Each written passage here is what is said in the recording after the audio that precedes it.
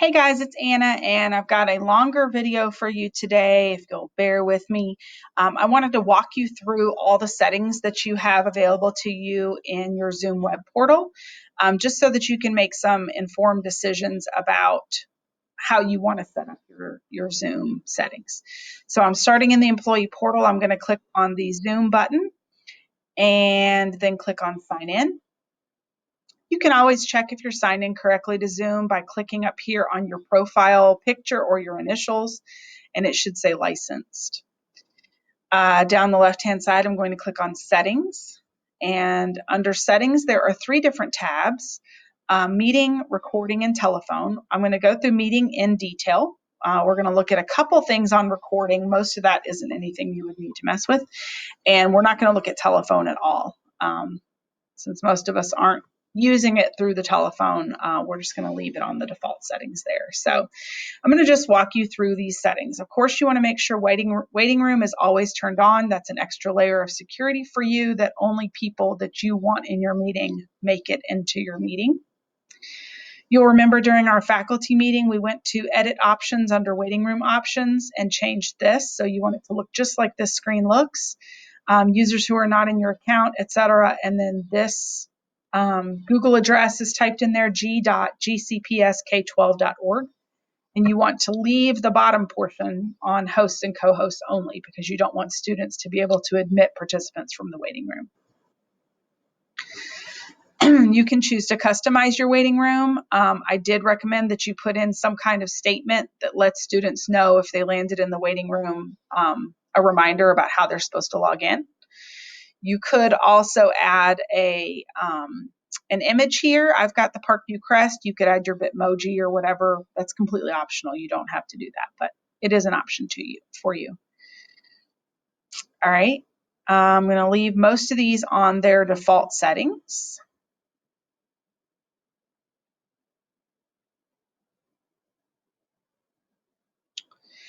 If you wanted to make it a little bit harder for people to join your meetings, I think most of us are not wanting to make it harder at this point, because we've not really having problems with Zoom bombers anymore. But just to let you know, if you were having an issue, one other way to make that a little bit more challenging for Zoom bombers is to turn off this option to embed the passcode in the invite link. If you do this, you will have to provide them a passcode to join your meeting.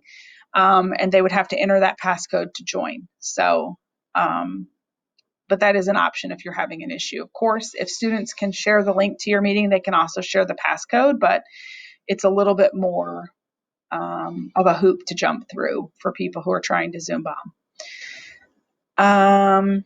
You definitely want to have this option turned on. Only authenticated users can join meetings. That means they have to be signed into Zoom in some kind of way. If they're signed in correctly, they go to the waiting room. If they're not signed in correctly, if they're signed in correctly, they go straight into your meeting. If they're not signed in correctly, they go to the waiting room. If they're not signed into Zoom at all, they're using Zoom anonymously, they aren't able to enter your meeting. They get an error message. So a lot of the issues we were having initially were students who were not signed in at all. And they were getting a meeting saying, like, this is a private meeting, or this is a internal meeting, or something like that. They needed to sign in. So you also want only authenticated users can join meetings from web client to be turned on. So you have an option here when you start a video as the host, whether you want your video to be on automatically or whether you want to have to turn it on. I've changed this and turned this on, and the reason is because if I'm hosting the meeting, I'm always going to have my video on, so I might as well not have an extra step for myself. You can turn on this option if you want to require your participants to start with video on. They can turn it off as soon as they enter the meeting, but it would force them to enter the meeting with video on if you wanted to turn that on. Leave audio type alone. Most people are joining with computer audio, but we may have a few students who are using a computer without a microphone or speakers, and they may need to join audio by phone. So that's why we're leaving that on both options available. I've turned off personal meeting ID for myself. The way the personal meeting ID works is that you have a personal meeting room that belongs to you, to your account, and that is always open. For the most part, when we're scheduling meetings, we're not scheduling it using that personal meeting ID room. You're scheduling it, making a new room each time. But because the personal meeting ID room stays open all the time and is assigned to your account, it's better not to put that out there. Just because you don't want to have that meeting be open for people to come in. At any rate, we're not really using personal meeting IDs anyway. You would have to make a specific change when you're scheduling a meeting to make it go into personal meeting ID. But I have it turned off just so I don't accidentally schedule a meeting with that. So FYI, that's why I did that. Mute participants upon entry is turned on. I do recommend you leave that on just so that you have a little smoother start to your class.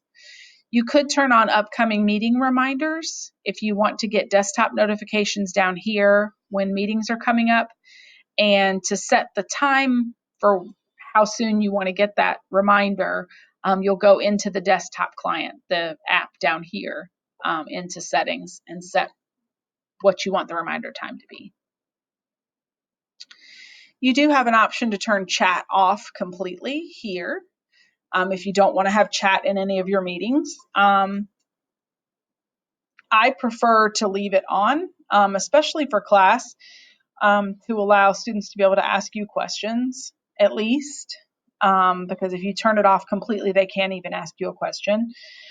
You do have more controls in the host controls within a meeting to turn off chat for just that meeting, or to make it so that the chat is only, they can only chat to you and everybody can't see each other's comments. So for me, I would leave this on and then adjust it meeting by meeting if you need to have a meeting, for instance, for an assessment where there's no chat. I would just adjust it in that particular meeting. This is checked by default. This was what our GCPS Zoom administrator set for us to prevent them from saving the chat. So I just left that on how it was. Do leave private chat turned off. This allows students to have one-on-one conversations that you can't see. Probably not a good idea. You could turn on auto-saving chats. So some of you are recording your class meetings and have a video recording of your classes. This would also save a text file showing what the chat was during that meeting automatically for every meeting. Sound notification when someone joins or leaves. So this is going to play sort of a doorbell sound or some kind of sound if someone joins your meeting or drops out of your meeting. I like this for myself. You can decide if you want it for yourself or not. And once you turn that on, you get an option that everyone hears the sound or only hosts and co-hosts hear the sound. So file transfer allows participants to upload a file in the chat. I would recommend generally leaving this off unless you have a specific reason that you need to, because it could get either something inappropriate or a distraction for students to be uploading files in the chat. You can add co-hosts in a meeting. I would leave that on. Co-hosts only become co-hosts when you select that option within the meeting. So it doesn't hurt anything to leave it on. And it's a good option if you've got another teacher in a meeting with you or something like that. Polling is on by default. You get options to create a poll in a meeting only if you've pre-scheduled that meeting. You can create the poll beforehand when you schedule the meeting, or you can create a poll on the fly during a meeting. One thing to know about polling is it is an anonymous survey. So whereas you might be able to get some general sort of feedback about how your class is understanding what you're doing, it's not a good option as a formative assessment for individual students because you're not going to know what each student's answer was. It's completely anonymous. If you don't like it when the meeting control toolbar disappears, you could toggle this on. So here you've got some options for screen sharing. If you don't anticipate needing students to share screens, I would turn this on and say host only. That way you can share screens whenever you want to, but you don't have students popping up and sharing their screen unexpectedly. You could turn on all participants if you've got something, for instance, where students are doing presentations or something like that. If you are allowing participants to screen share, it will also ask you this: who can start sharing when someone else is already sharing? So if you don't want students to interrupt each other by screen sharing when somebody else is screen sharing, you would change it to make it say host only here. This option right here has to do with how participants are sharing screens. The desktop sharing means they're sharing everything that shows on the monitor. So if I were to minimize Chrome, you'll see my desktop wallpaper or whatever I have behind it. Screen sharing selected applications means that when they start to share, they choose like, okay, I'm just sharing this Chrome tab, or I'm only sharing from PowerPoint. And if they minimize it, you won't see other things that are on their computer. So turning this on makes it so that they can't share everything. They can only share, like, pick a specific window to share, for instance. Down here we have our annotation options. Annotation is where host or participants are able to draw over the screen during a screen share. The one that says annotation is specifically like any shared screen. And then down here, whiteboard is a special screen sharing where it just puts up a white screen and you can use the annotation tools over it. I like to leave both of these on. I think it's nice for you to be able to annotate. If you're finding that students are annotating over what you're sharing, you could make it so that only the user who is sharing can annotate.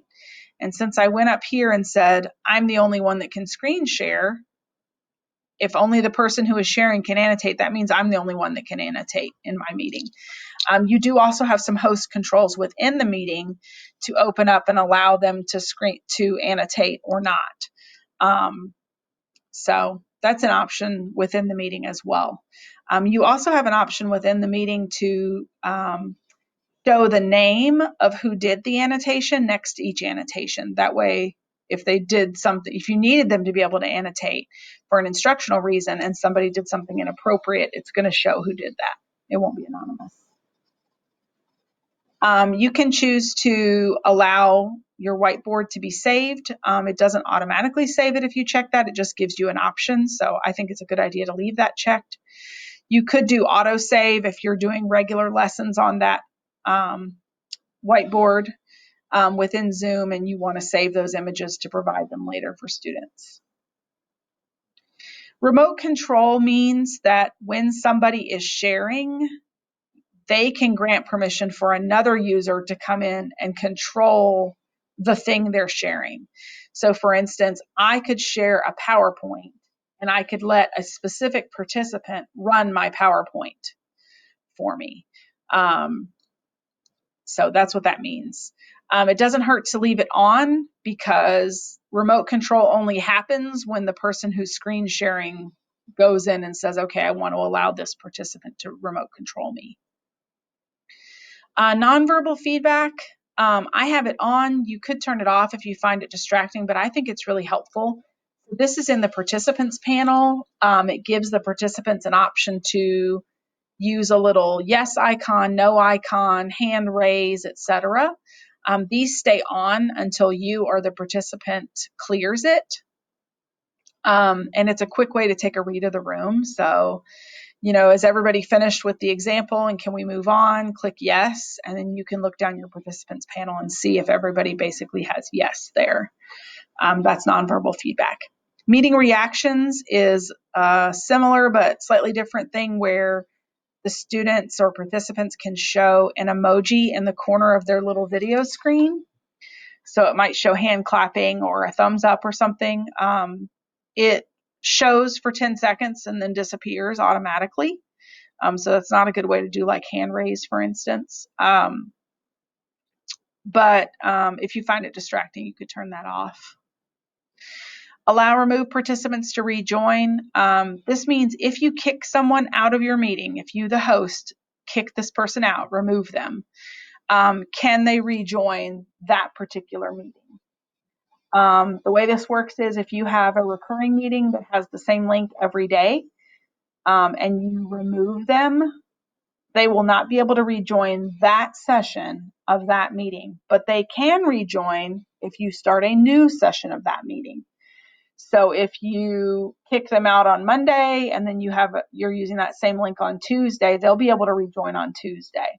Or even if you started a meeting at the beginning of class, did a little check-in, they logged out, did some asynchronous work and came back to a meeting, that removed person from the beginning of class would be able to rejoin if you had ended the meeting and restarted it. So whenever you end, that changes the session. Allow participants to rename themselves. Once they're in the meeting, this allows them to change their name. Remember, since we're requiring them to log into Zoom, you will have a record of who it was that had that name. So if they turned off their video and changed their name to something inappropriate, in your usage reports, you'll still be able to see not only the email address of how they were logged in, but what name they entered for themselves. So you can choose whether to have that or not. The option to hide participant profile pictures in a meeting. This is your profile picture. So not every student has one. If they turn their video off by default, whatever image they've uploaded, if they've uploaded anything, will show in their little window. So you could choose to hide those or show them. I think it's helpful as long as they don't have something inappropriate, so I can remember their faces and see who they are. You probably want to leave breakout rooms turned on. That allows you to set up small groups that have their own rooms where they can do group work. Remote support, I don't know a lot about, but this allows you to do like a one-on-one help with another participant. Closed captioning is turned off by default. Closed captioning in Zoom is not very helpful because the only way it works is that you assign a participant to type what you're saying. So I don't recommend using that. If you do need closed captioning, two options would be, one, if you're a Google Classroom user, you have the option to use Google Meet instead of Zoom. And Google Meet does have a closed captioning service that will do voice to text automatically. So that's a good option. Another thing, if you want to use Zoom, is you could open up a Google Slides show and turn on closed captioning, and it will do the same thing. It'll recognize your voice. You would have to screen share that Google Slides, but that would be a way to get closed captioning in. Language interpretation works the same way as the closed captioning, that somebody has to type in an interpretation of what you're saying, so I wouldn't recommend using that. You can turn off virtual backgrounds if you find them to be a distraction to you. And you can choose to allow or not allow someone to use a video as their virtual background. Some of the default virtual backgrounds are videos, like it might be an ocean with waves or something like that, but FYI, you can allow or not allow that. Video filters, some people find distracting. I don't know if your students have discovered this feature, but they have an option to go in and turn on video filters that do something like maybe add a hat to their head or add cat ears or something. So if they have discovered that and it's become a distraction, you can turn that off.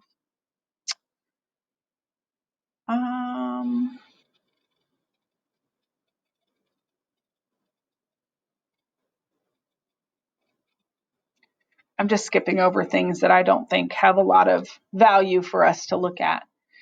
Down here, you've got a whole section of things you can choose to get email notifications about. So read over that and decide whether you want to get email notifications. I did turn on for mine, the only one that I changed was when the cloud recording is going to be permanently deleted from the trash. So if it auto deletes something of mine and it's going to delete it from the trash permanently, I wanted to get an email about that. The last thing most people won't need, but just to let you know, you can give schedule privileges to someone else. So this would allow somebody to schedule a meeting for you. It'll be your meeting, but they've scheduled it on your behalf.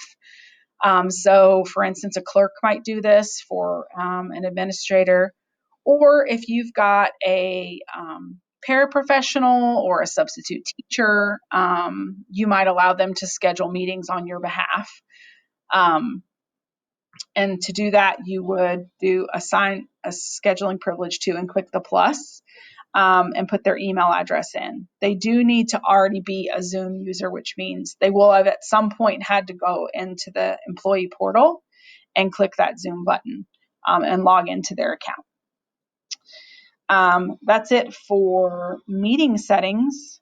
I do want to quickly look at recording settings with you. So I went back up to the top and clicked on the recording tab. You can turn local recording on or off here, and you can turn cloud recording on or off here. That's up to you. It was recommended that you change to local recording and have those local recordings saved to Google Drive file stream so they don't take up all the space on your hard drive. It's not required that you do that. It's recommended. So we do have some room for you to store some cloud recordings. It's about 5 hours per person, which notice is not a whole school day if you're teaching 6 periods during a day. Or it's about a whole school day if you don't have advisement on a particular day. So just keep in mind, if you're going to do cloud recordings, which you may prefer because cloud recordings do have some additional options that local recordings don't. I was going to change it and show you what the other options are, but you do have some additional options there, like exactly what records. You can record, for instance, just the host and the whoever's talking and the screen share, and not record the whole gallery view of everybody, for instance. But you're going to have to remember to be going into cloud recordings every day, downloading all those recordings to somewhere else, and deleting them off of your Zoom cloud. So that is an option for you, but you'll need to have a little bit more management with it. Keep in mind that you probably should not be sharing your cloud recording link directly from the Zoom cloud recordings because we don't have unlimited storage space there. So if you share a link to the Zoom cloud recording in eClass, eventually you're going to need to delete that recording and save it somewhere else, and that link is going to need to change. So FYI, you probably don't want to share from there.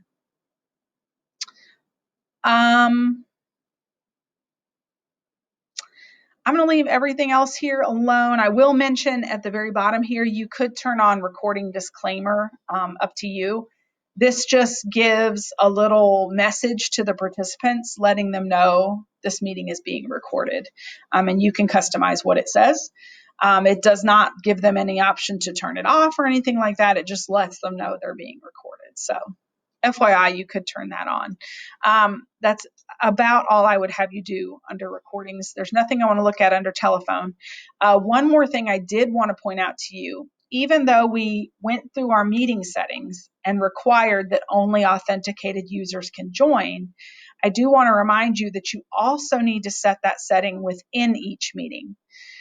So if you've already got a meeting, I can click on Edit to look at the options of that meeting. And you want to make sure it says only authenticated users can join down at the bottom.